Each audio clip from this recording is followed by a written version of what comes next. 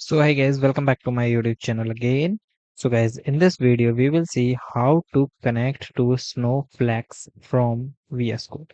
So guys, if you want to connect your Snowflake, so guys, for this guys, first of all, you simply go to your extensions.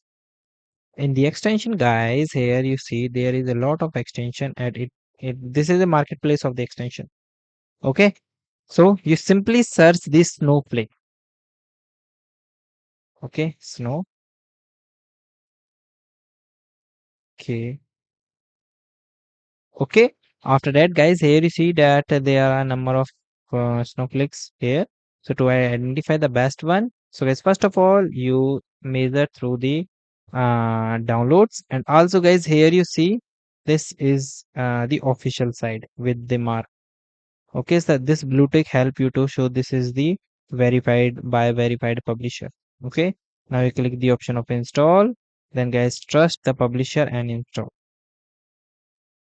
Okay, so guys, here you see that it installs, so within the few seconds that you can use it. So this extension enable you to connect the snowflake, write and execute the SQL query and view the result without leaving your VS code. So this is the use of your snowflake. So guys, thank you and have a nice day.